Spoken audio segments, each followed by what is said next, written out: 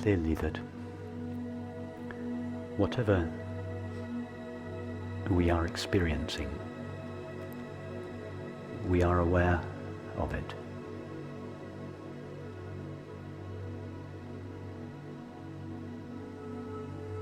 Just check out that statement in your own experience. Whatever we are aware of, whatever we are experiencing, we are aware of it.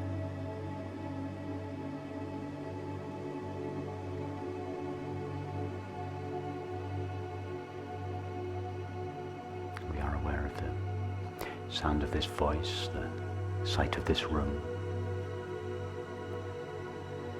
We are aware of our thoughts and feelings. We are aware of whatever sensations or perceptions may be present.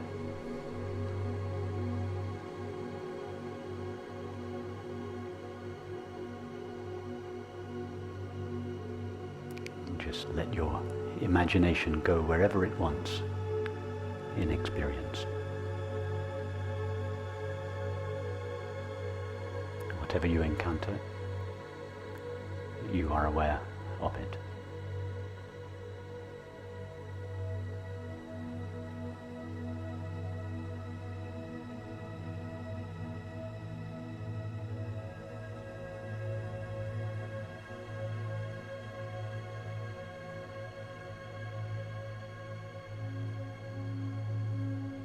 See that being aware is the constant element in all experience.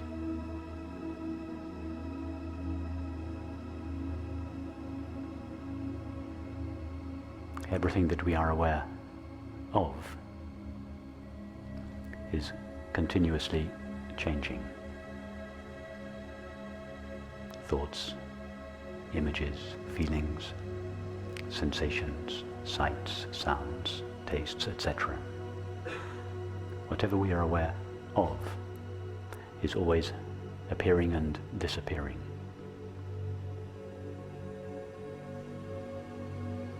How long does a thought, sensation or perception last? Not very long.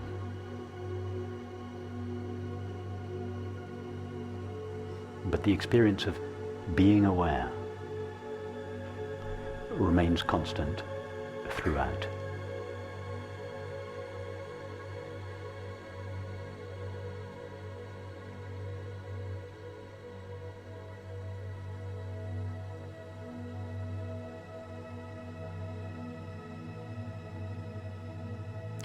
The thought that each of us is having now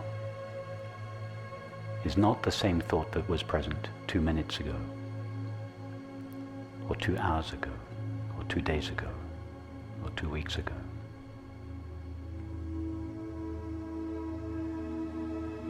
The flow of sensations of the body that each of us is aware of now is not the same as it was 2 minutes ago, 2 weeks ago, 2 months ago.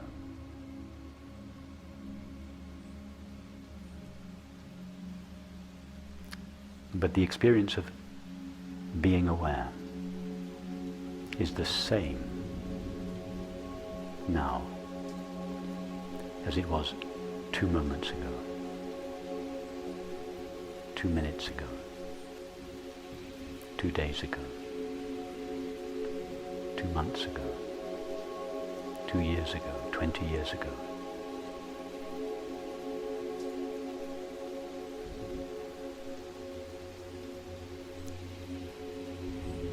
Being aware is the only element of experience that never changes, that never appears or disappears.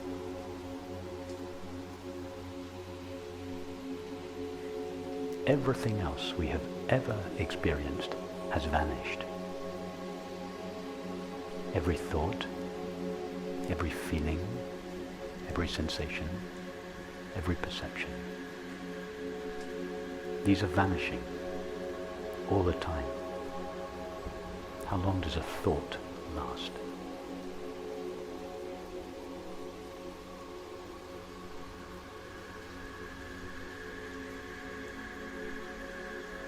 How long does a sensation in the body last? Or the perception of the world? None of these are lasting.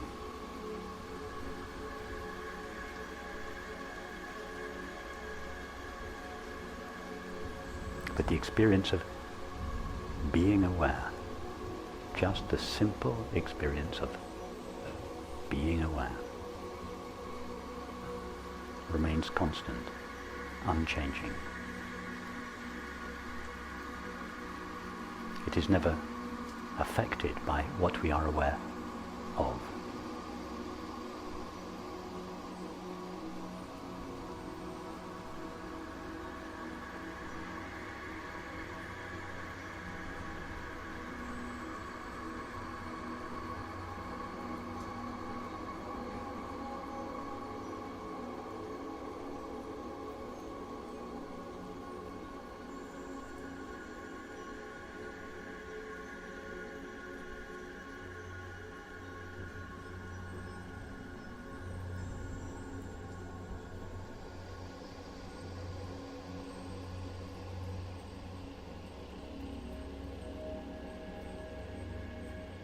What is the common name we give to the experience of being aware?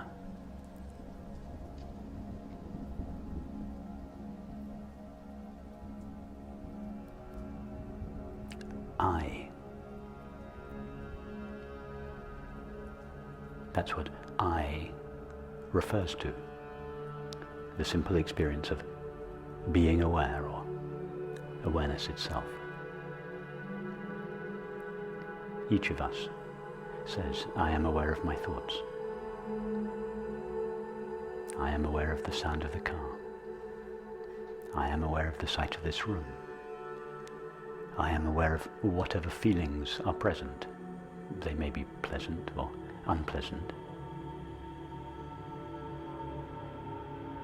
I is the name we give to that which is aware of our experience.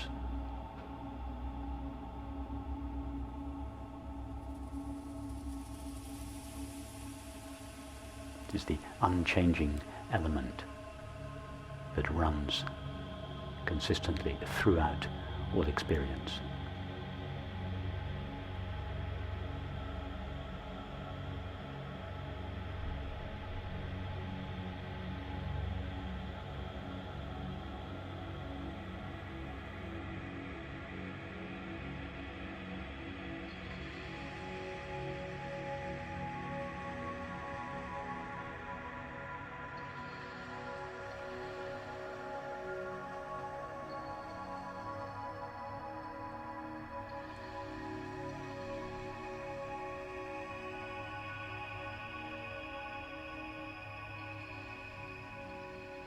Normally we are so fascinated by what we are aware of. That is, we are normally so fascinated by our thoughts and our feelings, by the state of the body or the perceptions of the world that we are having, that the simple experience of being aware is overlooked. We don't notice it.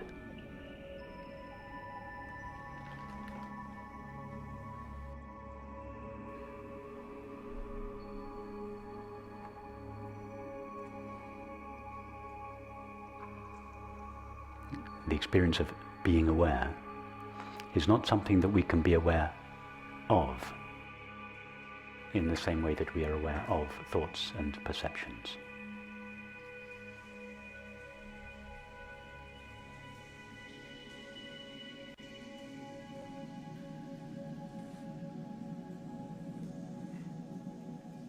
Nevertheless, each one of us now has the experience of being aware.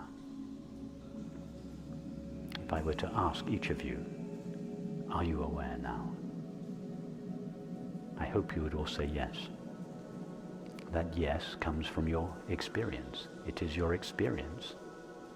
I am aware.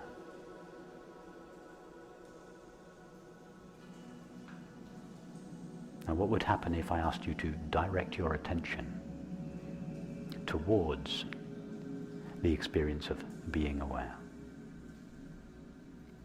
Let me just rewind. First, if I were to ask you, direct your attention towards the current thought, whatever it might be. Just give that thought your attention.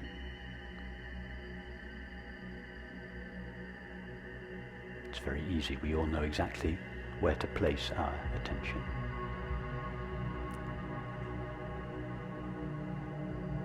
I were to suggest directing your attention towards the tingling sensation at the soles of your feet. Again, we all know exactly where to direct our attention. If I were to ask you, direct your attention to these flowers, we all know where to direct our attention. And now if I were to ask you, direct your attention towards the experience of being aware.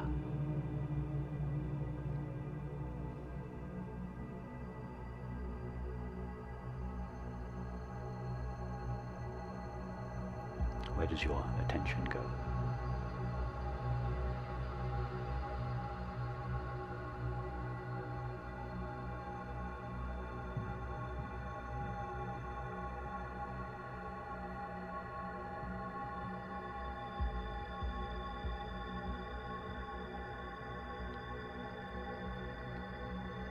We have already, I hope, admitted to ourselves that we are aware. I hope everybody answered yes to the question, are you aware?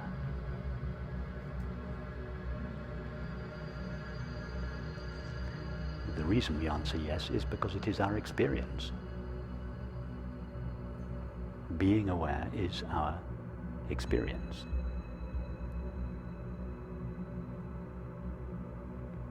So what happens when we try to direct our attention towards the experience of being aware?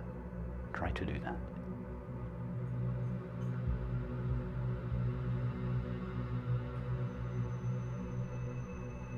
What I'm really suggesting is try to turn your attention towards yourself. We have already established the experience of being aware is called I. I am aware of thoughts, sensations, and perceptions.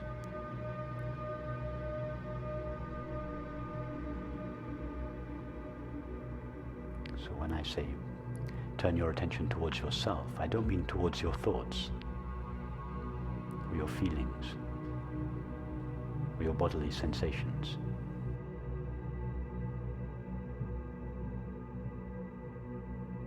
You are aware of all of those.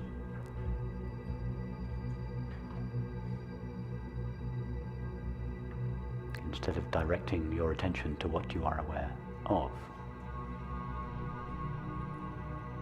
direct your attention towards the experience of being aware. What happens to your attention when you try to do that?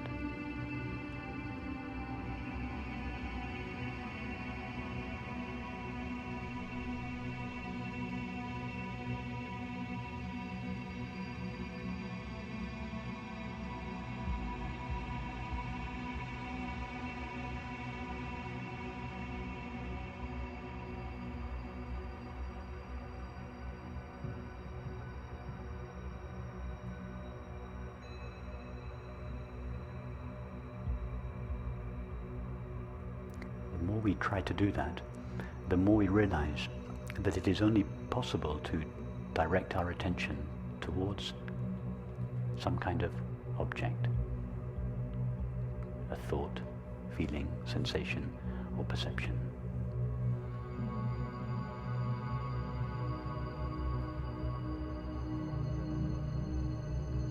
We can't, as it were, turn our attention round and shine it back in the other direction towards that which is aware of these.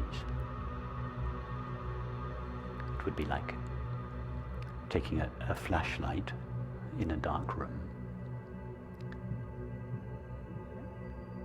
And to begin with, we're shining the flashlight on various objects in the room. And then someone says to us, shine the light on the light bulb from which the beam is coming. The light bulb is the only thing we cannot shine the flashlight on.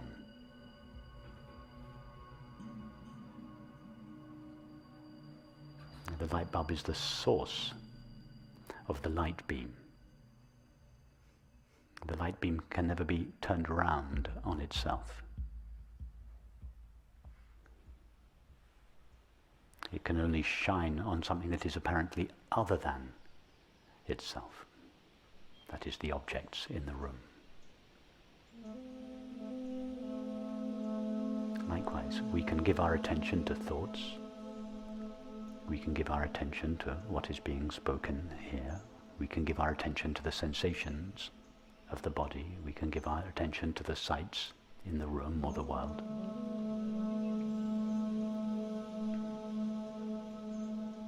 But we cannot give our attention to the experience of being aware, or awareness itself.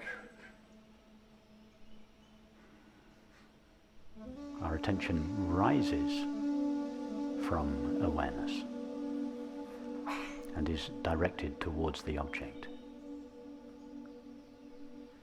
But awareness is too close to itself to turn around and look at itself.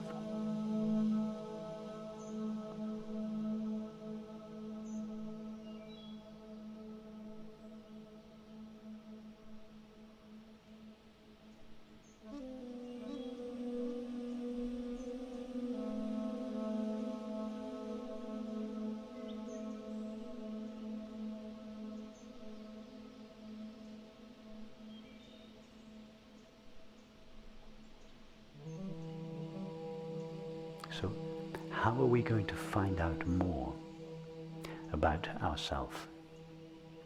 That is, about the experience of being aware or awareness itself.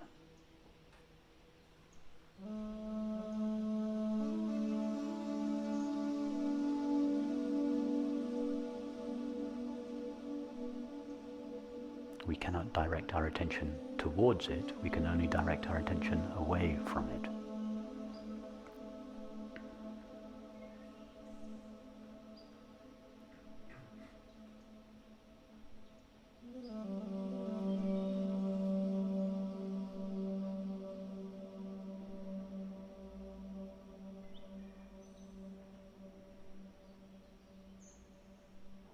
In fact, it is not the directing of our attention, but rather the relaxing of our attention.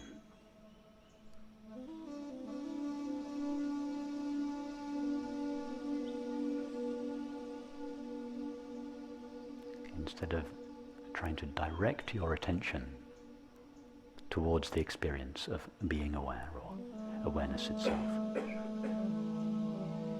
let your attention relax or sink backwards into its source.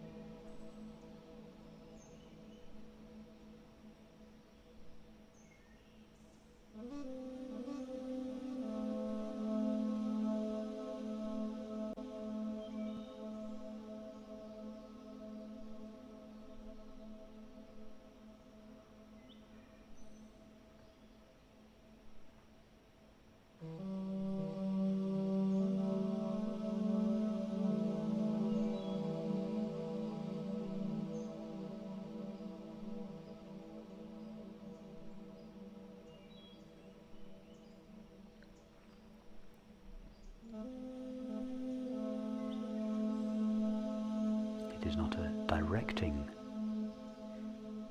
of the attention, but rather a resting of the attention. The attention is only needed to know objects, that is, thoughts, feelings, perceptions, etc. But to know ourself, attention is not required.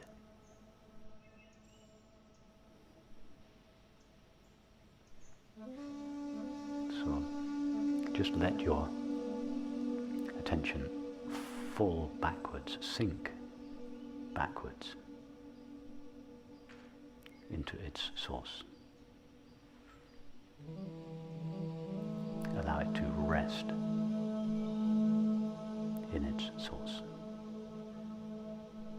Its source is just the simple feeling of being, or being aware.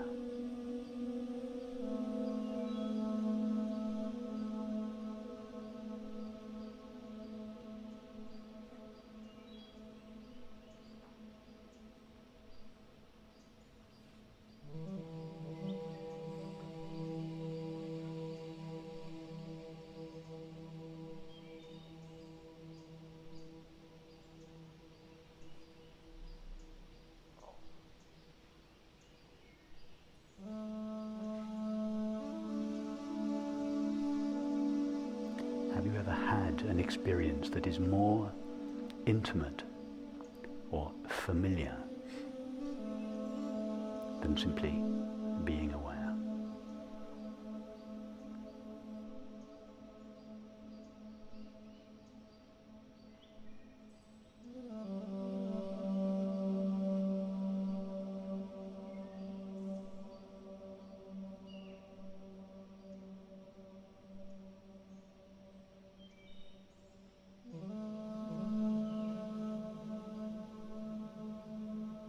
The experience of being aware is not something that is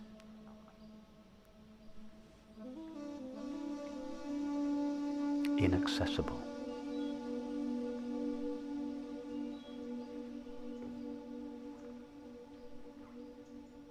If I were to ask you now the question, are you aware? Each of you pause, check your experience and say yes. That's it. In that pause, you became aware of being aware. How far did you have to go? How hard did you have to look for the experience of being aware?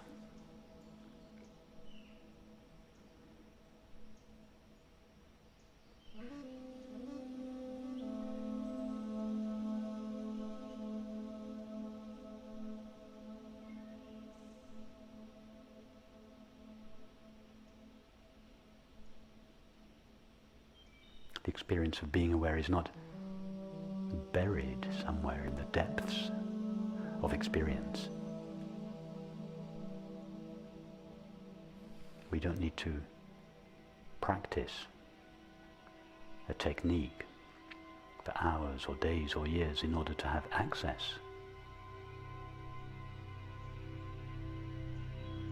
to our essential nature of simply being aware. It is just there. It is available. Totally available.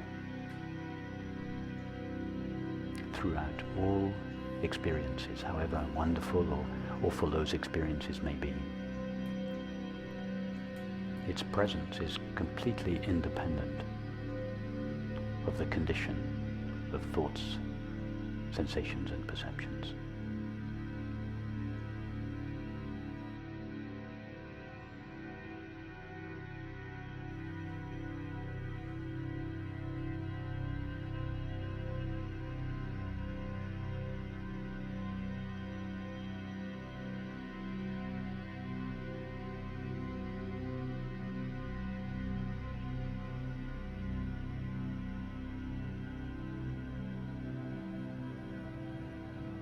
Ask yourself the question, is any experience ever at a distance from being aware or the awareness of it?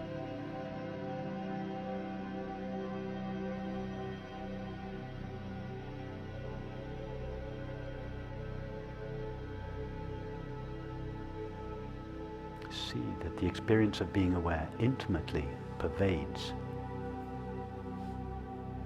all our thoughts, feelings, sensations and perceptions.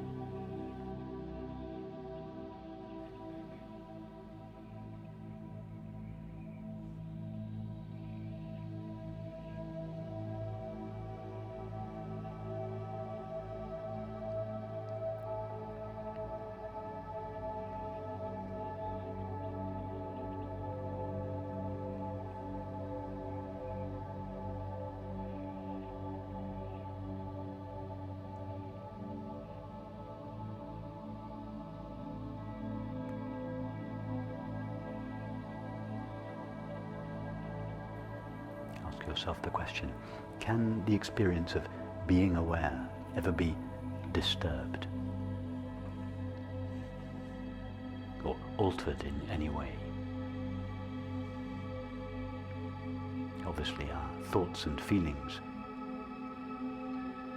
can be disturbed, moved, changed. The body and the world are constantly moving and changing. But what about the experience of being aware? Is that ever moving and changing?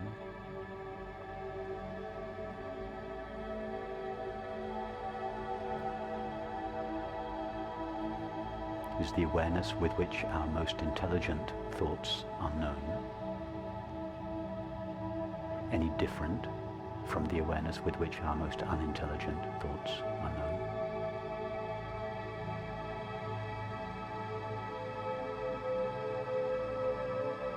Is it not the same awareness in each case, the same you in each case that knows the full range of your thoughts? And what about your feelings, your most pleasant and most unpleasant feelings? Are they not all known alike by you? By you, that which is aware?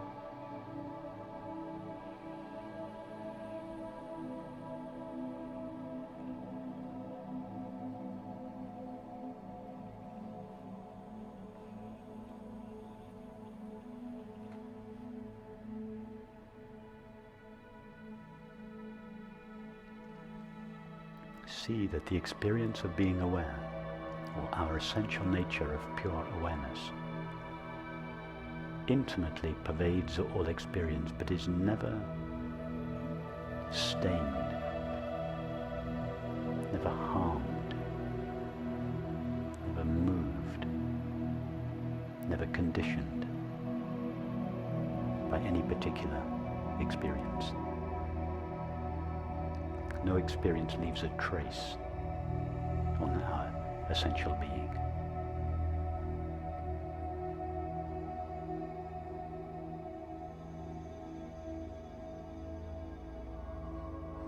Our essential being is never stained by experience. It is always in the same pristine condition.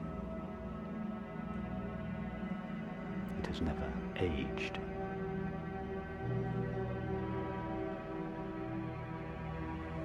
It has never been aggrandized or diminished by any particular experience.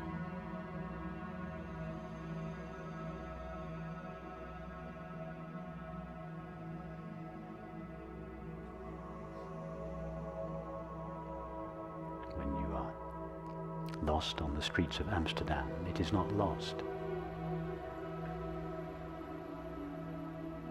It is never lost. It is never absent.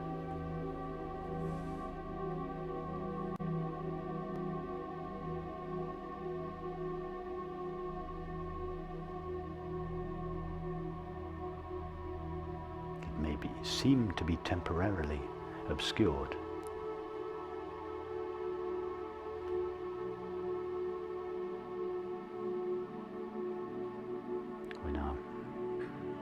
When we become fascinated by our thoughts, feelings, sensations and perceptions, the experience of being aware seems to be obscured due to the exclusive focus of our attention on the objects. But even then, it is never truly obscured.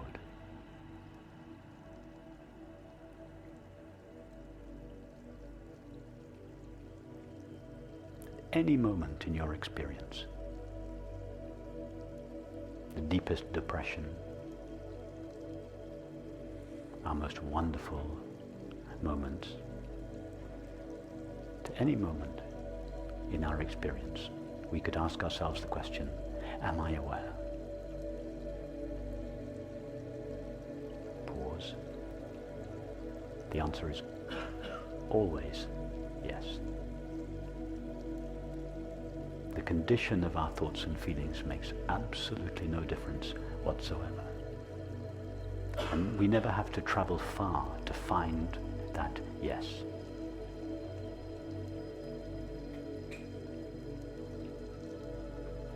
In fact, we never have to travel anywhere to find that yes, that from which the answer yes comes. Being aware of being aware is always, always, always our innermost, most intimate, totally available experience.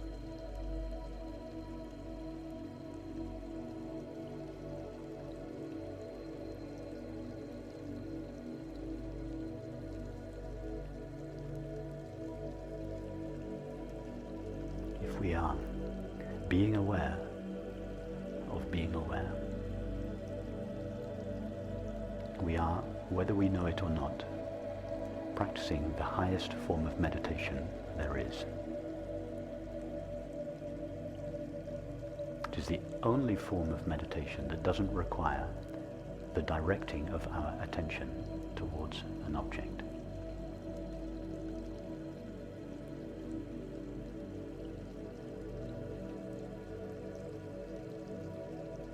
It is also the essence of what is called prayer in the religious traditions.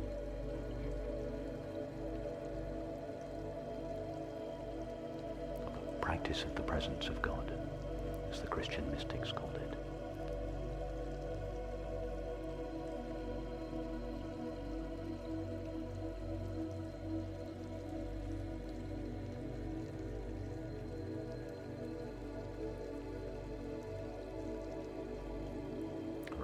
She called it sinking the mind into the heart. Not the physical heart, the heart of awareness, the heart of our being, our essential nature, which shines in the mind as the knowledge I am.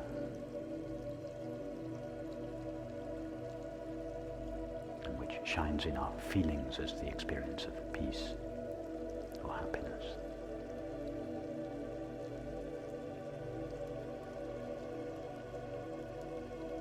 Felt in our relationships as love.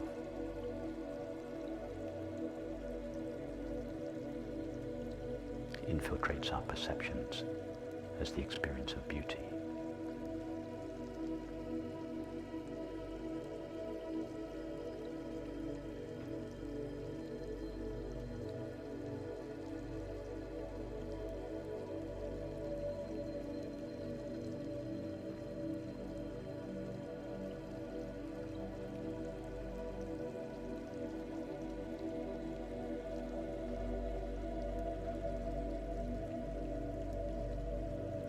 As awareness rests in its own being, it becomes clear gradually in most cases, in very few cases suddenly, but in most cases it becomes clear gradually that awareness itself, or the experience of being aware, doesn't share the limits of what it is aware of.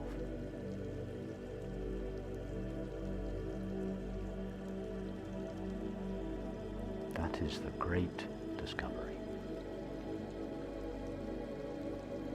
The knowing with which we know our experience doesn't share the limits or the destiny of any particular experience.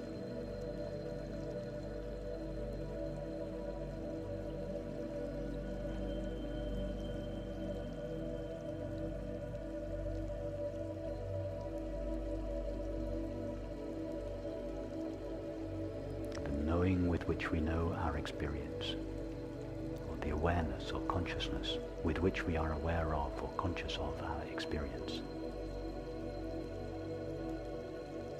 is not conditioned or limited by what we are aware of. That recognition is what is traditionally called enlightenment,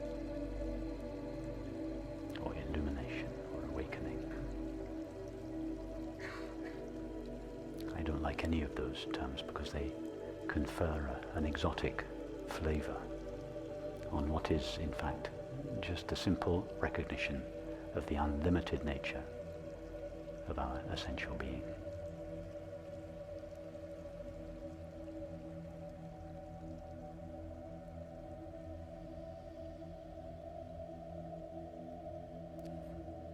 Sometimes this self-recognition is accompanied by colorful experiences in the mind and the body. And those colorful experiences are sometimes mistaken for this self-recognition.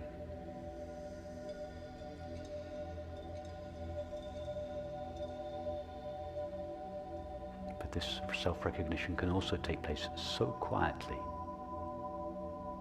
that the mind doesn't even register it to begin with.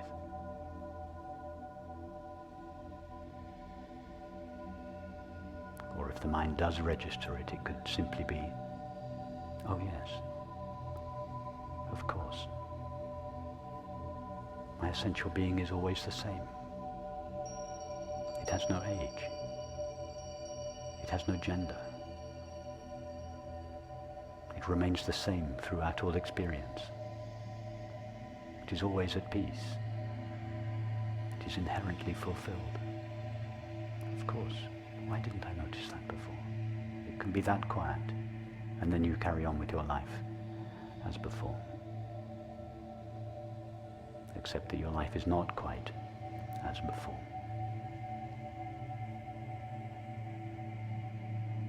Because we realize that the self on whose behalf we previously thought, felt, acted, and related was a fictional self,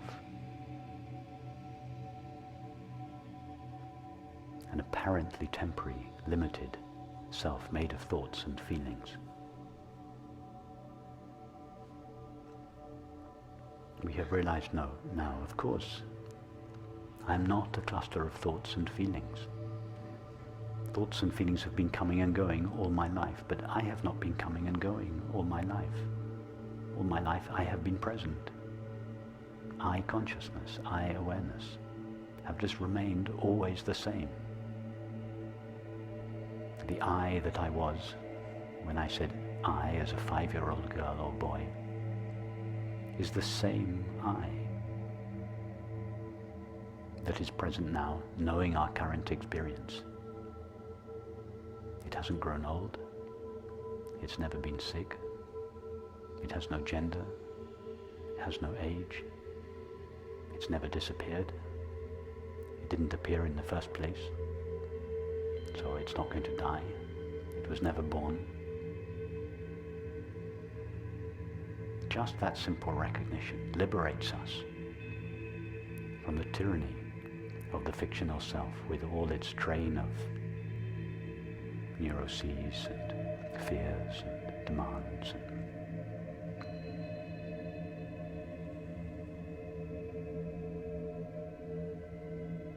not that all those old habits of the separate self disappear overnight. They don't. They carry on. They take some time to be washed out of the system. But their foundation has been removed. Their foundation was simply a belief.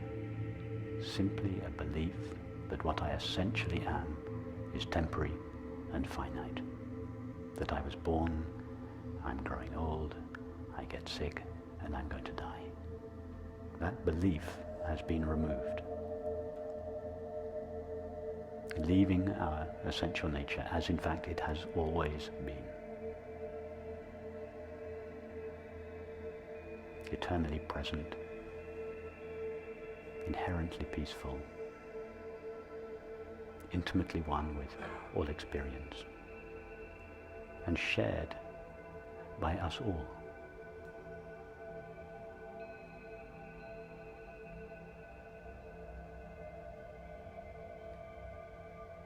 There isn't a separate being for each one of us.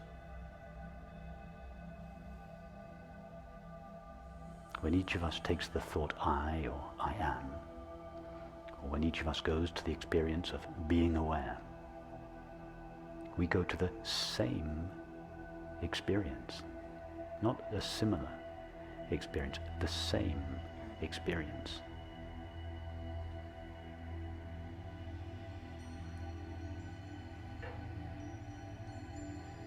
That is what the experience of love is. The recognition that at the deepest level we are literally the same being. That's what love is. Isn't that how love feels? When you feel you love someone deeply, don't we feel that we are one with that person? Don't we feel that everything that separates us from that person dissolves? Isn't that what the experience of love is? Love is the recognition of our shared being.